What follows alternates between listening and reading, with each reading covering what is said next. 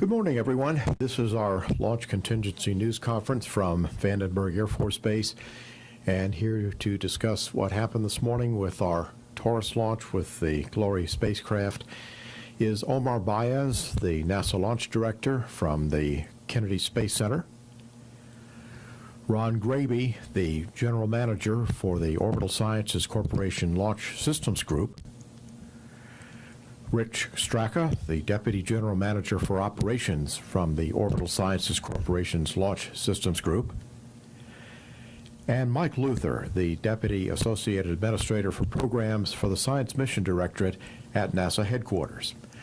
And we'll begin first with Omar Baez. Omar? Thank you, George.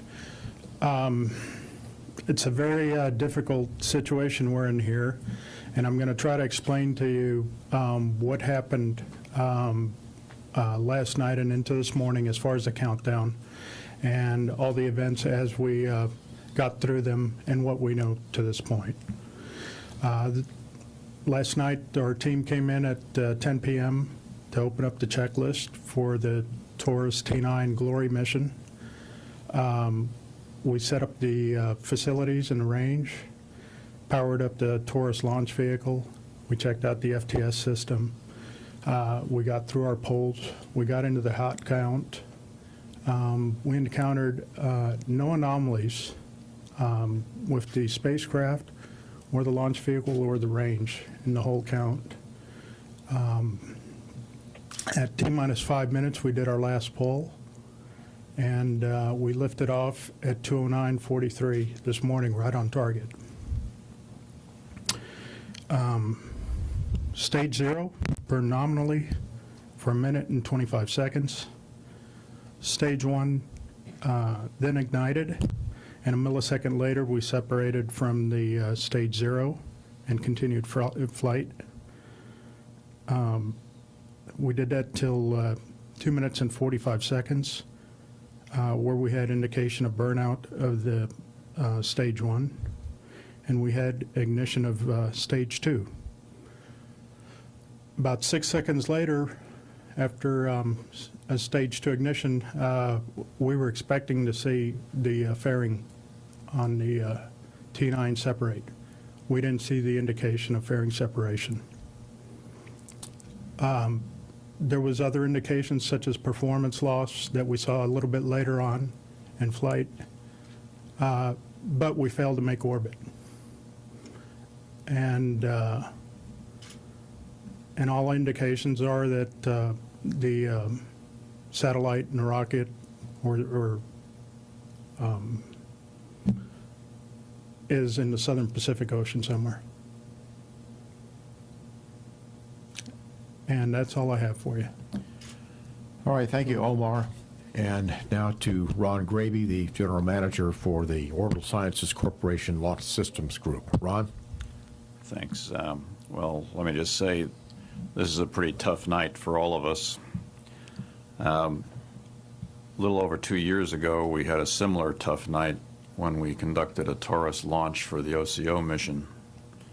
That mission suffered a failure. The failure was a failure of the fairing to separate.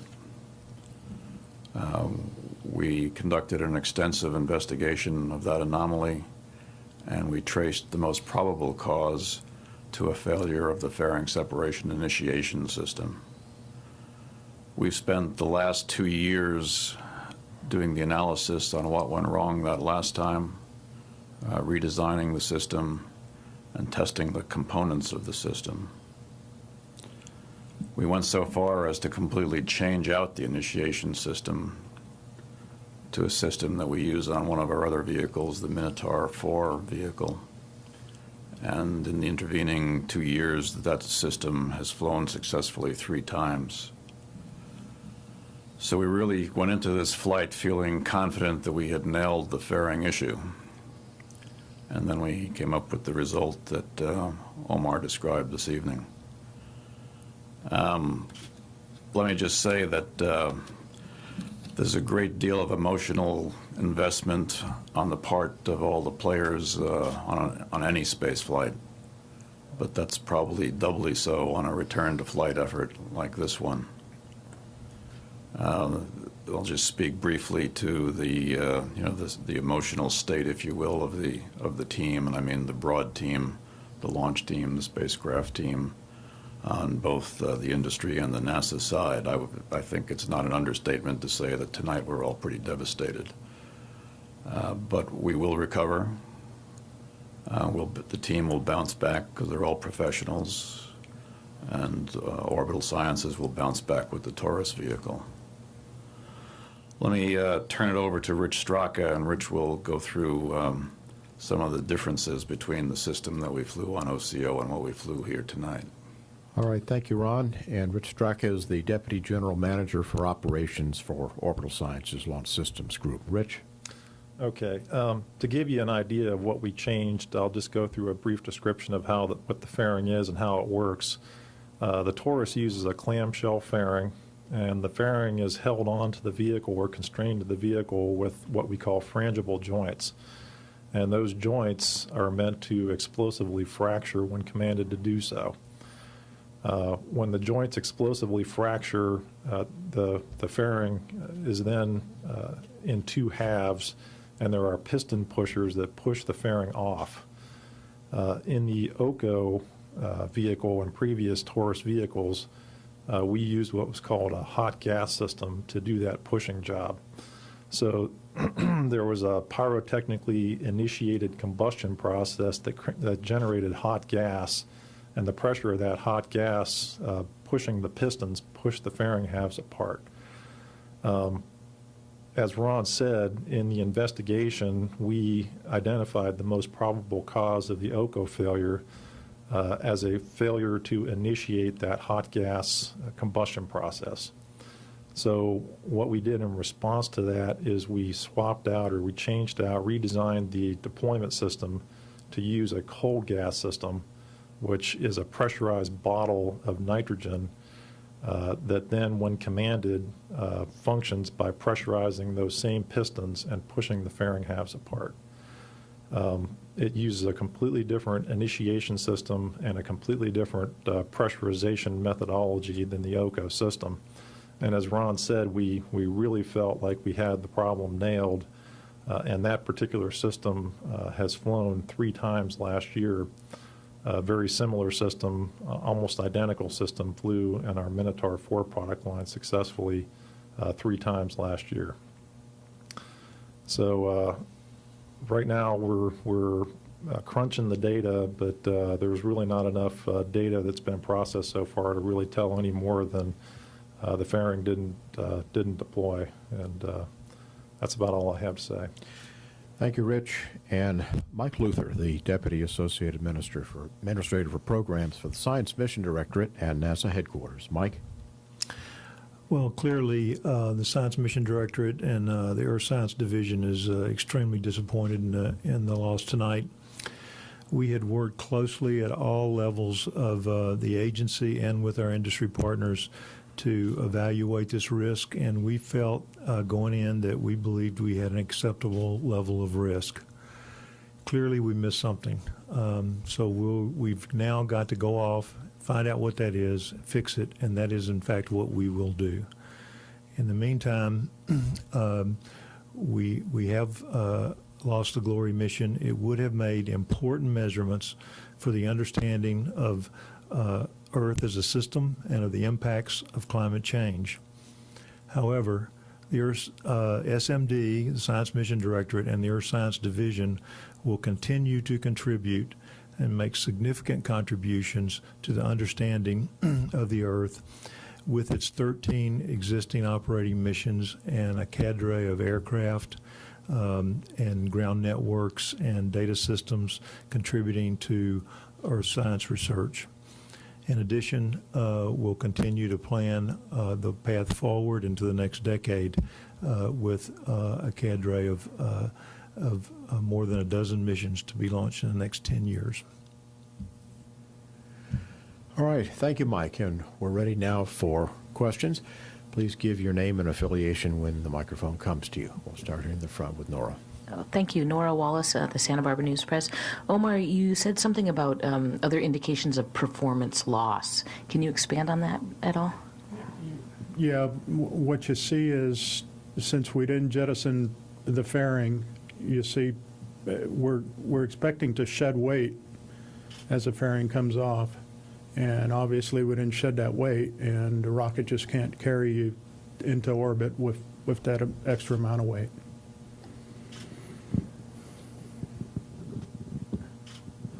Janine Scully, Santa Maria Times, Lompoc Record. Can you, I know it's still early and you haven't thoroughly gone through the data, but can someone explain how similar this is to the OCO failure? Do you have indication of partial separation? Is there any kind of assessment that you can give in terms of OCOs? I guess I can take that. We really don't have any of the data processed yet. It's going to be several hours before we get a good look at the data. So it's too early to tell whether it's the same thing as we faced last time in terms of the the symptoms and the data pattern. We just don't know right now. What I can say is that we did put additional telemetry points, and we do have additional instrumentation on this flight. So we do have a leg up on determining root cause this time, and but it's too early to tell if it is in fact the same cause. Omar, are you going to be able to pinpoint more where the satellite might have ended up? Yeah, we should be able to. It's just too preliminary to get the trajectory of where it ended up. But seeing that it's similar weight to what OCO was, and the same launch vehicle performance, it's likely, physics says it's likely in the same spot or close to it. Can you explain, is there any kind of difference between the system that's been used on Glory versus what's flown successfully on Minotaur in terms of trying to figure what happened? The fairing system itself is very similar, but they are different fairings between the two vehicles. They're different sizes for one thing. The Minotaur fairing is quite a bit larger, but it does use the same basic mechanisms, the same frangible joint system for the separation or the fracturing process, and the jettison system, the piston system, is almost identical. So, but there are differences in terms of the fairing size and the geometry of the fairing. I wonder from NASA's standpoint if you can speak, maybe expand a little bit on how the Earth Science Group and the scientists here who've spent decades on this mission rebound from this, and how the crew might bond together in this to recover from this loss. Well, as you mentioned, these missions are developed, as you well know, over a course of a number of years by some very dedicated people, overcoming great odds, and develop it really as a family. And so they respond to disappointments as a family would, quite frankly. And so I think if you can imagine how any family responds to a loss that might occur. They've overcome other obstacles previously. I'm sure they'll overcome this one, although it is quite painful after having dedicated so many years of your life.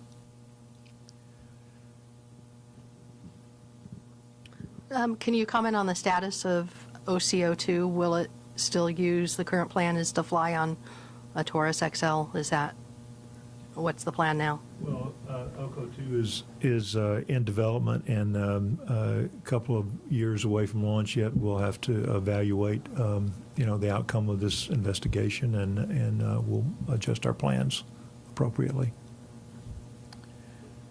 Any other questions?